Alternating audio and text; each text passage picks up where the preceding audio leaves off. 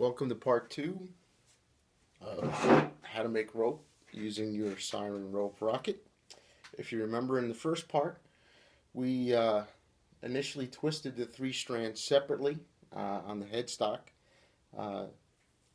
right down there. And to finish up laying up this length of rope, we're now going to twist the three strands together. And what you'll notice when we start doing this, and you won't be able to see it on the video, but the strands will lay up starting in the center of the span and work their way outward towards both ends. What you're going to need to have on hand before we actually start laying up the rope is a cup of water here, and you'll see what we're going to do with that in the end. Some Elmer's white glue or even Type-On will be fine. A good quality beeswax, and here you can see this is a 1 bar beeswax that'll last you guys forever. I picked these up on eBay. They're like $1 a piece. And again, a sharp blade in your hobby knife when you're tying these things off and cutting the rope free from the rope walk. Also, I just want to bring up once again that before I started, I sprayed in between here with some WD-40 and on the back of the screw to keep things moving freely as we begin. So let's take a look at some things here. You got your pin, which hopefully you inserted through the holes to keep the disc from spinning when you first tied off your 3 strands of rope. You have to remember to remove that before we start laying up your rope. And then of course you need to remove your clamp, and I'll just keep that handy on the side here. So let's talk a little bit about rope in general and how it works, how you lay it up. If you remember, we twisted the 3 individual spans of thread separately in one direction, and we built up a lot of tension when we did that. And now on the tailstock end, we're gonna twist the 3 strands together but in the opposite direction, and that's also going to build up tension, but it's opposing tensions in the opposite direction, and it's this opposing tension and energy that keeps the rope from unraveling. Again, it's a little bit of the art of ship modeling to know when you've got the appropriate amount of tension in there after you finish laying up the rope from the tailstock. But let's begin.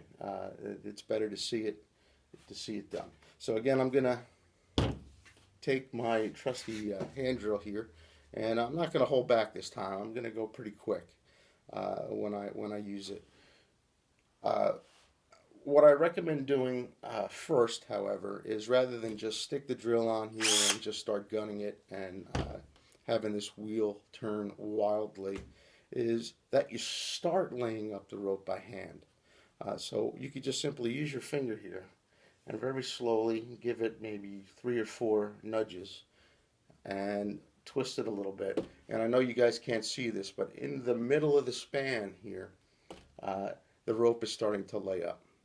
And it's a good practice to start that process slowly and neatly, because if it begins to lay up wrong, when you're finished laying up the entire piece of rope, you'll see some irregularities in it. So I always like to give it a few quick twists before I start using the drill. And always remember, when you're starting with a single thread on each eye, remember you're going to go in the direction of the arrows. That's laser etched on the back of the machine. If you're using multiple threads on each eye bolt, you're going to do the reverse of the laser etched arrows. And this is true of 3-strand or 4-strand rope. And that reminds me, if you were going to reconfigure this to a 4-strand rope, it's again real simple. You just loosen the set screw in the front of the hub here,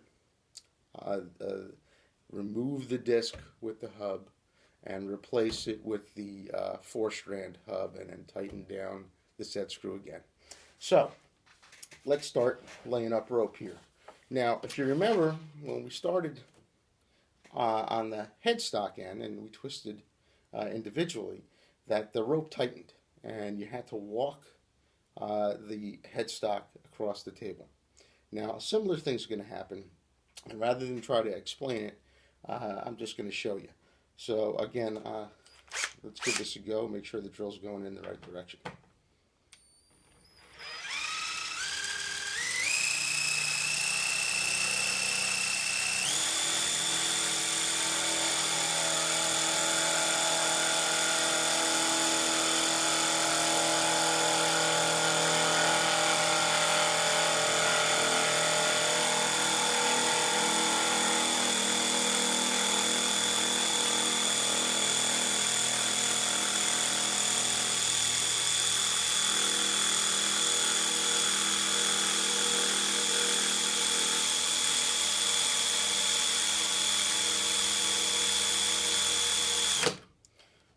Okay, now you can see how quickly that went, and what was different about it is that instead of it just getting tighter and walking it to your left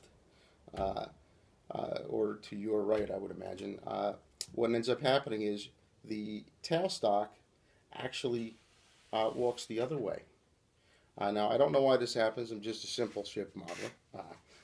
And then once it reaches its maximum point, and you can feel this, that's when it starts to tighten and walks its way back to the start where you have the tape.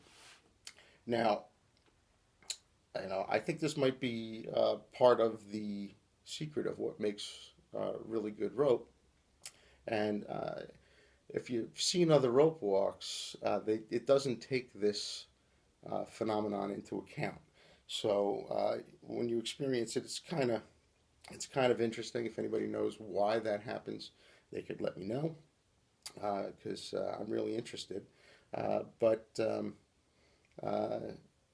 that's just something to watch out for. Now, you're going to have to practice a little bit. I mean, it takes a little getting used to find, again, the proper speed. If you noticed, I didn't let the line go slack as I was working the hand drill. I didn't hold it so tightly that the line was in danger of breaking.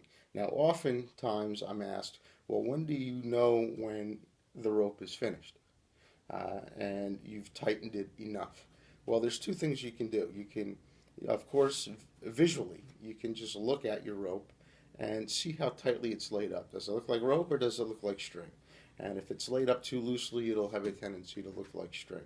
Now, I try to lay up the rope so that I could see the individual lays in the rope where they're almost vertical or as a right angle to the rope itself.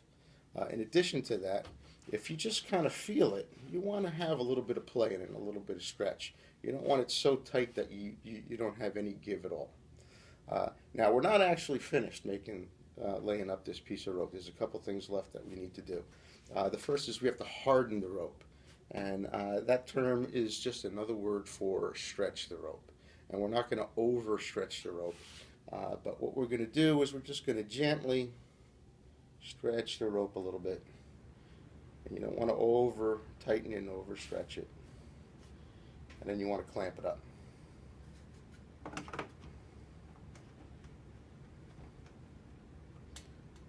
And I'm often asked, well, how long do you leave it like that before you cut it free?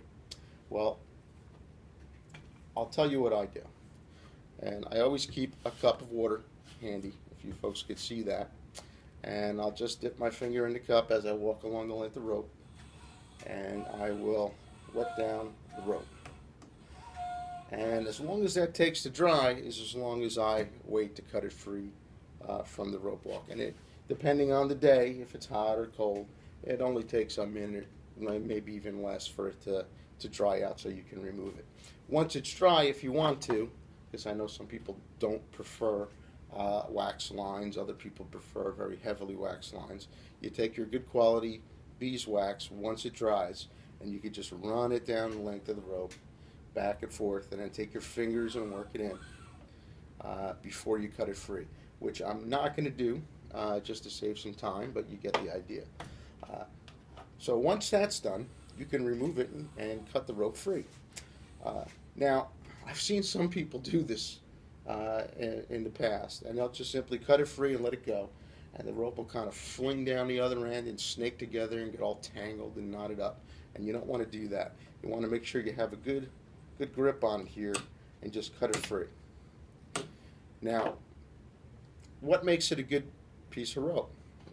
When you cut it off, that it's properly done.